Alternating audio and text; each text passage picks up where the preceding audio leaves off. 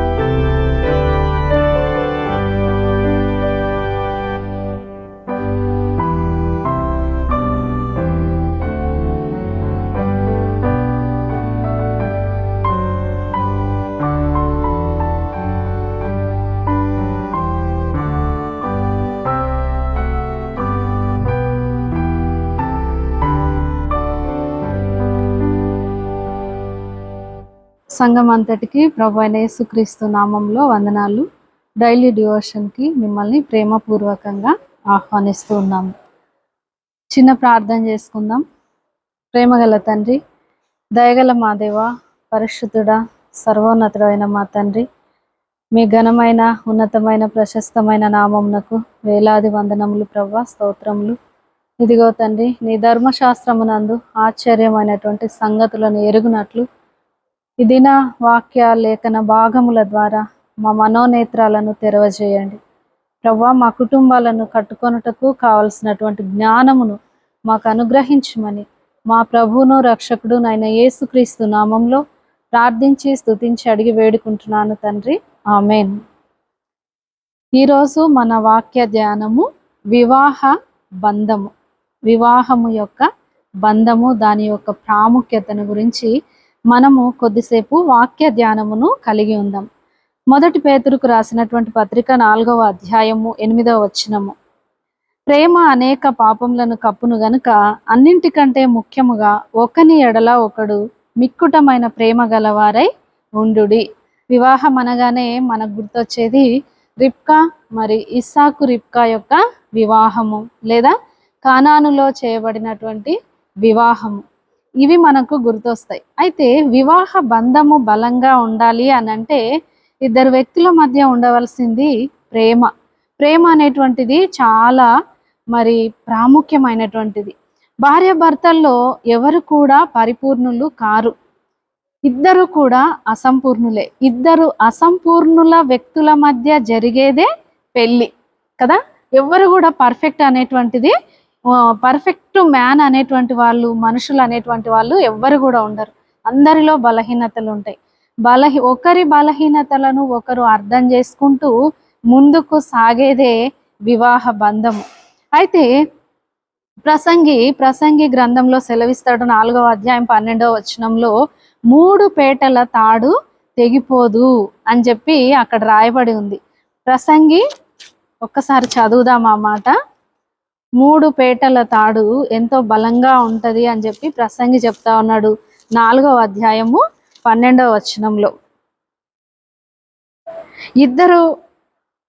ఇద్దరు కలిసి పండుకొనిన ఎడల వారికి వెట్ట కలుగును, ఒంటరిగానికి వెట్ట ఎలాగు పుట్టును. ఒంటరి అగు ఒకనుడు 12వ ప్రసంగి రాసినటువంటి గ్రంథము 4వ అధ్యాయము 12వ వచనంలో చివరి భాగం మనం చూసుకున్నట్లయితే 3 పేటల త్రాడు త్వరగా తెగిపోదు కదా అని చెప్పి రాయబడి ఉంది. చూడండి, 3 పేటల తాడు అని చెప్పి ఇక్కడ రాయబడతా ఉంది. దేవుని బిడ్డలైనటువంటి ఇద్దరు వ్యక్తులు, స్త్రీ పురుషులు వివాహ బంధము ద్వారా జతపరచబడినప్పుడు వారి మధ్య ఎవరు ఉండాలి? ప్రభువు ఉండాలి. ప్రభువు వారి మధ్య ఉన్నప్పుడు ఆ బంధం అనేటువంటిది చాలా బలంగా ఉంటది. చూడండి, ట్రయాంగిల్ ఉంటది కదా, అందులో ఒక కోణమును తీసివేస్తే అది ఎంత చూడడానికి అందంగా ఉంటుందా? అందంగా ఏ కోణం, ఏ వైపు నుండైనా ఏదైనా ఒక కోణాన్ని మనం తొలగించినట్లయితే ఆ ట్రయాంగిల్కి అనేటువంటిది లుక్ రాదు కదా, బాగోదు చూడడానికి. అదే విధంగా మరి యేసు ప్రభువు ద్వారా కుటుంబం అనేటువంటిది కట్టబడాలి. ప్రభువు మన మధ్య ఉండాలి, ప్రభువు మనతో ఉండాలి. అప్పుడే 128వ కీర్తన ఆ కుటుంబములో సార్థకతను సంతరించుకుంటది. ప్రభువు లేనటువంటి కుటుంబము, ప్రభువు ద్వారా పెనవేయబడినటువంటి బంధము చాలా ఒడిదుడుకులను ఎదుర్కోవాల్సినటువంటి పరిస్థితులు వస్తాయి. వివాహం అనేటువంటిది ఐక్యతను చూపిస్తుంది. వివాహము ఐక్యత కొరకై నిర్దేశింపబడింది అన్నమాట. దేవుని రాజ్య యొక్క విస్తరణలో కుటుంబం అనేటువంటిది చాలా ప్రధానమైనటువంటిది. విభిన్న వ్యక్తుల మధ్య, విభిన్న మనస్తత్వాల మధ్య, మరి ఆలోచనలతో, రకరకాలైనటువంటి పెంపకాలలో పెరిగినటువంటి వారి మధ్య జరుగుతుంది వివాహం అనేటువంటిది. ఒకరినొకరు త్యాగం చేసుకుంటూ, ఒకరినొకరు అర్థం చేసుకుంటూ, ఒకరి అభిరుచులకు ఒకరు తగినట్లు వారి యొక్క అభిరుచులను మార్చుకుంటూ ముందుకు సాగేదే దాంపత్య జీవితం. నువ్వే నాలాగా మారు, నేను నీలాగా మారను అని చెప్పి భీష్మించుకొని కూర్చోకూడదు. వివాహ బంధము బలంగా ఉండాలి అంటే నీ భర్త యొక్క అభిరుచులను నువ్వు గౌరవించాలి. నీ భార్య యొక్క అభిరుచులను నువ్వు ప్రేమించి మరి వాటిలో కూడా ఆమెను ఆనందించినట్లు చేయాలి.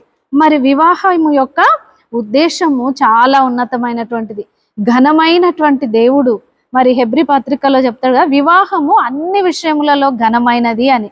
ఘనమైనటువంటి దేవుడు భూమి మీద చేసేటువంటి ఘనమైన కార్యమే వివాహము. మరి ఆ దేవుని ద్వారా నిర్దేశింపబడింది. ఆ దేవుడు ఉద్దేశించినటువంటి కార్యము ఇది ఎంతో పవిత్రమైనది, ఎంతో ఉన్నతమైనది. దీని విలువను నువ్వు నేను తెలుసుకోవాలి. తెలుసుకున్నప్పుడే మన కుటుంబాలను మనము కట్టుకోగలుగుతాం. యోహాను సువార్త 17వ అధ్యాయం 21వ వచనంలో ఉంటది కదా, నాయందు నీవు నీయందు నేను ఉన్నలాగున వారును ఏకమై ఉండాలి అని చెప్పి యేసు ప్రభు ప్రార్థన చేస్తాడు. అప్పుడే పరిపూర్ణులుగా చేయబడతాం. దేవుని యందు మనము, మన యందు దేవుడు ఏకమై ఉండాలి. ఏ భార్యాభర్తలు అయితే దేవునిలో ఉంటారో, వాళ్ళు దేవుణ్ణి కలిగి ఉంటారో, వాళ్ళ యొక్క కుటుంబము పరిపూర్ణతను సంతరించుకుంటది. చూడండి, ఒక మాట ఉంటది, మార్కు సువార్త 10వ అధ్యాయము 9వ వచనంలో, మార్కు సువార్త 10వ అధ్యాయము 9వ వచనాన్ని మనం చూసుకున్నట్లయితే అక్కడ ఒక మాట ఉంటది చూడండి. కాబట్టి దేవుడు జతపరిచిన వారిని మనుష్యుడు వేరుపరచకూడదు. మరి నీవు నీ భర్త దేవుడు తప్పితే బయటి వాళ్ళు నీ కుటుంబ విషయంలో జోక్యము చేసుకోకూడదు. ఎవరైనా సరే భార్య భర్తల మధ్యలోనికి వెళ్ళడానికి వీల్లేదండి. ఇది నా మాట కాదు, దేవుని మాట. వాళ్ళను విడగొట్టడానికి, వాళ్ళను వేరు చేయడానికి ఎవ్వరు కూడా వెళ్ళడానికి వీలు లేదు. ఎందుకు అనంటే దేవుడు వారిని జతపరిచినాడు. నీవు నేను ఎవరండి? నీ మాటలు నా మాటల ద్వారా మరి కుటుంబాలలో నిజంగా బయటి వ్యక్తుల మాటలను బట్టే ఈనాడు కుటుంబాలు విచ్ఛిన్నం అయిపోతా ఉన్నాయి. భార్య భర్తలు చిన్నగా ఏదన్నా గొడవ పడ్డారు అనుకోండి, వాళ్ళ మధ్య చిన్న మాట పెరిగింది అనుకోండి, ఇటు కుటుంబ సభ్యులు అటు కుటుంబ సభ్యులు వాళ్ళ మధ్యలోనికి దూరిపోతారు. దూరిపోయి వాళ్ళను సమాధానపరచడానికి బదులుగా ఏం చేస్తారు? వాళ్ళ కోపాన్ని ఇంకా రెచ్చగొడతా ఉంటారు.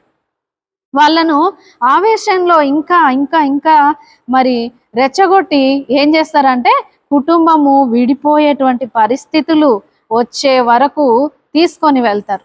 కనుక దేవుడు జతపరిచినటువంటి మనుషులను మనము వేరుపరచకూడదు. జాగ్రత్త పడదాం. కుమార్తె గాని కుమారుడు గాని ఏదైనా విషయం చెప్పినప్పుడు వాళ్ళకు మనం ఏం చెప్పాలి అంటే, ప్రార్థన చేసుకోండి. మీ మధ్య ఇద్దరి మధ్య వచ్చినటువంటి పరిస్థితిని బట్టి మీరిద్దరు మోకరించి ప్రార్థన చేసుకోండి. దేవుని దగ్గరికి వెళ్ళండి, దేవుడే మీకు పరిష్కారం చూపుతాడు అని చెప్పి వాళ్ళను ఆత్మీయంగా నడిపించే వారిగా ఉండాలి. కట్టుట కొరకే కానీ పడద్రోయగలుగుటకు మనము సాధకములుగా ఉండకూడదు. వివాహం అనేటువంటిది పరస్పర అవగాహనతో జరగాలి. మరి పరస్పరం ఒకరినొకరు అర్థం చేసుకున్న ఇద్దరు వ్యక్తులు కలిసి మరి ముందుకు సాగాలి. వివాహం అనేటువంటిది బలంగా ఉంటది. ఒకరినొకరు సహవాసం కలిగి ఉండాలి. మరి ప్రతిరోజు కూడా వారి దినమును ప్రార్థనతో ఆరంభించి, ప్రార్థన వాక్యముతో ముగించే వారిగా ఉండాలి. భార్య భర్తలు కలిసి ప్రతిదినము భోజనం చేసేటువంటి వారిగా ఉండాలి. అటువంటి కుటుంబము ఆరోగ్యకరమైనటువంటి కుటుంబముగా కట్టబడుతుంది, నిలబడుతుంది.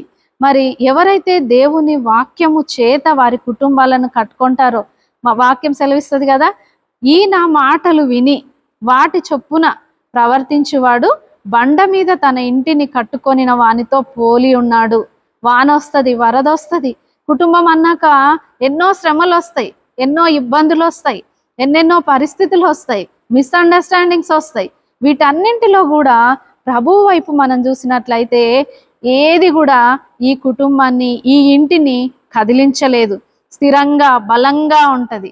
అయితే ప్రార్థనలో, వాక్యములో భార్యాభర్తలు ఇద్దరు బలంగా ఉండాలి. దేవుని సన్నిధికి రావాలి. ప్రతి ఆదివారము దేవుని మందిరానికి వచ్చి దేవుణ్ణి ఆరాధించేటువంటి వారిగా ఉండాలి. భార్య మందిరంలో ఉండి మరి భర్త ఇంట్లో ఉంటే అదెంతో దుఃఖకరంగా ఉంటది, ఎంతో వేదనకరంగా ఉంటది. కనుక వివాహం అయినటువంటి మొదటి రోజు నుండి కూడా భార్యాభర్తలు దేవునిలో నడిచేటువంటి వారుగా ఉండాలి.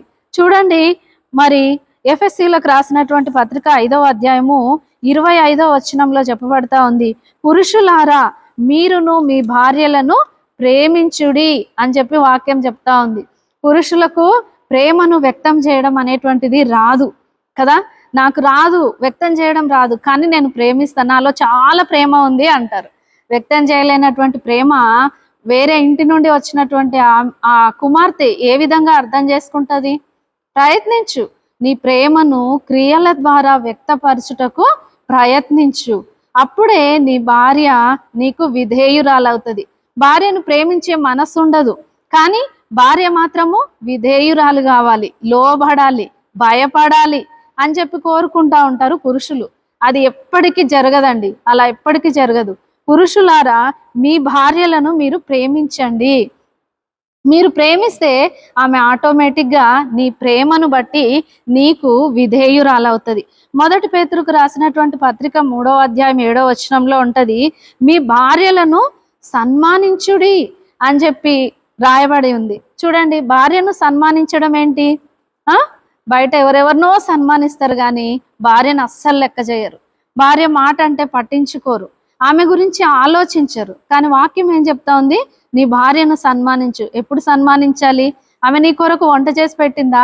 తిన్న తర్వాత మంచి వంట చేసావు, నీకు థ్యాంక్స్ అని చెప్పి ఆమెను చిన్న మాటతో పొగడండి. పొగిడితే భార్య చాలా పొంగిపోతుంది. స్త్రీలకు ఉన్నటువంటి అలవాటు అది కదా. భర్త మౌనంగా తిని వెళ్ళిపోయింది అనుకోండి, ఏం చేస్తుంది? ఏమనట్లేదు, అసలు నా వంట ఎలా ఉందో ఏమో అని చెప్పి బాధపడుతుంది. ఉప్పు ఎక్కువైనా, కారం ఎక్కువైనా, కొంచెం ఇది ఎక్కువైంది, ఈసారి సరి చేసుకో అని చెప్పాలి. కానీ ఇలా చేసావు, ఇట్లా చేసావు, అసలు నీకు వంటలే రావు, నువ్వు సరి చేసుకో, ఏం వంట చేస్తా ఉన్నావు, ఇటువంటి వంట తింటే ఎట్లా బ్రతుకుతారు అనుకుంటున్నావు, ఎన్నో మాటలు మాట్లాడతారు కదా. అలా ఉండకూడదు. ఏం చేయాలి అని అంటే, నీ భార్యను నువ్వు సన్మానించాలి. ఆమె మంచిగా రెడీ అయిందా, నువ్వెంత చక్కగా ఉన్నావు అని చెప్పి భార్యను పొగడండి. చాలా సంతోషిస్తుంది, చాలా ఆనందిస్తుంది. తర్వాత అదే మొదటి పేతురు 3వ అధ్యాయం 7వ వచనంలో చెప్తా ఉన్నాడు, పురుషులకు జ్ఞానముతో మీ భార్యలతో కాపురం చేయండి. జ్ఞానముతో కాపురం చేయాలంట. చూడండి, పెళ్లి చేసుకోవడానికి డబ్బు ఉంటే సరిపోతుంది, కాపురం చేయడానికి డబ్బు ఉంటే సరిపోదండి. ఏముండాలి? జ్ఞానం ఉండాలి. జ్ఞానం చాలా అవసరం. జ్ఞానము లేకపోవటను బట్టే ఏమైపోతా ఉన్నాయి ఈనాడు? కుటుంబాలు అనేకము కూలిపోతా ఉన్నాయి.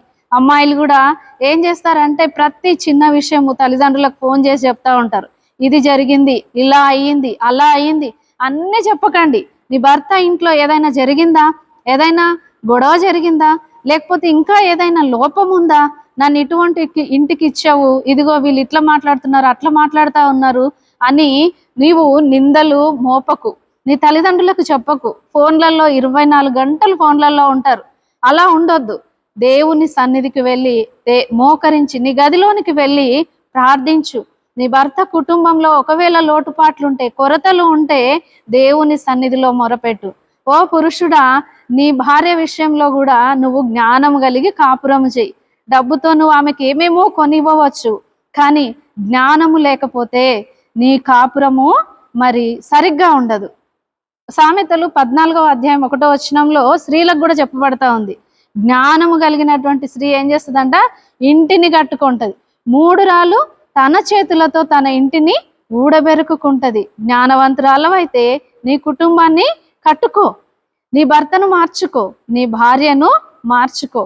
ప్రార్థనాపూర్వకంగా నీవు వాక్యానికి విధేయత చూపినప్పుడు వాళ్ళు ఆటోమేటిక్గా వాళ్ళ లోపల ఒకవేళ లోబడని తత్వం ఉన్నా కూడా, ప్రేమించలేనటువంటి గుణం ఉన్నా కూడా, నీవు దేవుని ప్రేమను కలిగి ఉంటే లోబడలేనటువంటి వారు నీ ప్రేమను బట్టి, నీ యొక్క భక్తి జీవితమును బట్టి నీకు లోబడతారు, నిన్ను ప్రేమిస్తారు, నీకు విధేయులుగా మారుతారు. ఎఫెసీలకు రాసినటువంటి పత్రిక 5వ అధ్యాయం 22వ వచనంలో, స్త్రీలారా ప్రభువునకు వలె మీ సొంత పురుషులకు లోబడి ఉండుడి. స్త్రీలకు మరి లోబడి ఉండమని చెప్తా ఉన్నాడు. ఎందుకు చెప్తా ఉన్నాడు? లోబడేటువంటి గుణము స్త్రీలకు ఉండదు. చాలాసార్లు స్త్రీలు చాలా సాధువుగా ఉంటారు, మౌనంగా ఉంటారు, సున్నితంగా ఉంటారు అంటారు, కానీ ఆంతర్యంలో అంత సులువుగా లోబడేటువంటి తత్వము వారిలో ఉండదు. అందుకనే పరిశుద్ధాత్ముడు పౌలు ద్వారా చెప్తా ఉన్నాడు, స్త్రీలారా ప్రభువునకు వలె మీ సొంత పురుషులకు మీరు లోబడి ఉండుండి. యేసుక్రీస్తు తండ్రి అయినటువంటి దేవునికి ఏ విధంగా విధేయత చూపుతూ వచ్చాడో ఆయనకు ఏ విధంగా లోబడుతూ వచ్చాడో నీవు కూడా నీ భర్తకు ఆ విధంగా లోబడాలి. ఈనాటి దినాలలో ఆయన ఎంత చదువుకున్నాడో నేను అంతే చదువుకున్నాను, ఆయన ఎంత సంపాదిస్తున్నాడో నేను అంతే సంపాదిస్తున్నాను, ఇంకొక మెట్ట ఆయన కంటే ఎక్కువ సంపాదిస్తా ఉన్నాను, నేను ఇంత కట్నం తీసుకొచ్చా, నా తల్లిదండ్రులకు ఇంత ఉంది అంత ఉంది అని లోబడనేటువంటి వారుగా ఉంటా ఉన్నారు, లెక్క చేయలేనటువంటి వారుగా. ఇంకా తీసివేసి మాట్లాడుతూ ఉంటారు, చులకన చేసి మాట్లాడుతూ ఉంటారు భర్తను. కనుక జాగ్రత్త. దేవుడు ఏం చెప్తా ఉన్నాడంటే నువ్వు లోబడాలి. లోబడితే తగ్గింపు ఏమి కాదండి, స్త్రీలను అణిచివేసినట్టు కాదు, ఎంత మాత్రము కాదు. ప్రేమ ఒకరి పట్ల ఒకరికి ఉంటే ఇవి పెద్ద విషయాలే కాదు. లోబడము, తగ్గించుకోవడము, విధేయత చూపడము, ఇవి ఏమి పెద్ద విషయాలు కావు. నీ కొరకు ఎంతో కష్టపడుతున్నటువంటి నీ భర్తకు నీవు లోబడడం ఎంతైనా అవసరమే. నువ్వు కూడా కష్టపడుతుండొచ్చు. అయితే భర్తలు కూడా ఏం చేయాలి అని అంటే, పురుషులు భార్యలు కష్టపడి పనిచేస్తూ ఉంటే వారి పనిలో, ఒకవేళ బయటకు వెళ్ళి ఉద్యోగం చేస్తూ ఉన్నారా, ఇంటి పనిలో మీరు వారికి సహకరించాలి. ఇద్దరు కూడా ఇంటి పనులను పంచుకోవాలి. అప్పుడే ఆ కుటుంబము చాలా సంతోషకరమైనటువంటి కుటుంబంగా ఉంటుంది. చాలా మంది పురుషులు బయట పనులు నావి, ఇంట్లో పని మరి ఈమెది, కాబట్టి జాబ్ చేసుకోరావాలి, ఇంట్లో పని కూడా చేయాలి, స్త్రీలే చేయాలి అనుకుంటారు. అట్లా కాదండి. ఈరోజు ఒకప్పుడైతే స్త్రీలు బయటకు వెళ్ళేవారు కాదు, ఇప్పుడు వాళ్ళు కూడా డ్యూటీలు చేస్తూ ఉన్నారు, వాళ్ళు కూడా నైట్ డ్యూటీలు చేస్తూ ఉన్నారు కదా, వాళ్ళు కూడా పురుషులతో సమానంగా ప్రయాస పడతా ఉన్నారు. కనుక వారికి సహకరించాలి. సహకరించినప్పుడు వాళ్ళు ఎంతో సంతోషిస్తారు. కొద్దిగా చేయండి, ఆమె వంట చేస్తూ ఉందా, నేను ఆనియన్స్ కట్ చేయాలా, లేకపోతే కొత్తిమీర కట్ చేయాలా, ఏదో ఒకటి వెళ్ళి ఆమెతో మాట్లాడుతూ ఉండండి. అలా కాకుండా పురుషులు ఏం చేస్తారంటే టీవీలు పెట్టుకుంటారు, టీవీలు పెట్టుకొని టీవీలు చూస్తూ ఉంటారు. వారంలో ఒక్కరోజు హాలిడే వస్తుంది, అప్పుడైతే ఆమె మొత్తం కిచెన్లో ఉండాలి. ఆ వారం అంతా పెండింగ్ ఉన్నటువంటి పనులన్నీ ఆమె చేస్తూ ఉంటే వీళ్ళు ఏం చేస్తారంటే టీవీలు చూస్తూ ఉంటారు, ఫోన్లు చూస్తూ ఉంటారు. మరి ఇటువంటి ప్రవర్తన కలిగి ఉంటే చాలా దుఃఖం వేస్తుంది. చెప్పరేమో కానీ చాలా దుఃఖపడతా ఉంటారు. కనుక భార్యల యొక్క పనులలో వారికి మీరు సహకరించండి. అప్పుడు భార్య లోబడేదిగా ఉంటది. ఈ యొక్క మరి 4 తలాంతుల ద్వారా, ఈ 4 తలాంతులను కలిగి ఉంటే నీ కుటుంబము క్రీస్తు అనేటువంటి బండ మీద కట్టబడిన కుటుంబంగా ఉంటది. ఎన్ని వచ్చినా, ఎన్ని ఆటుపోట్లు వచ్చినా నీ కుటుంబము మరి కదలదు, కదిలింపబడదు, అది స్థిరంగా ఉంటది. అలాంటి కృప, ధన్యత, అలా కట్టబడినటువంటి కుటుంబాలుగా మరి నూతనంగా జతపరచబడుతున్నటువంటి వారు, ఆల్రెడీ వివాహ బంధంలో కొనసాగుతున్నటువంటి వారికి దేవుడు తన జ్ఞానమునిచ్చి నడిపించునుగాక. ఆమెన్.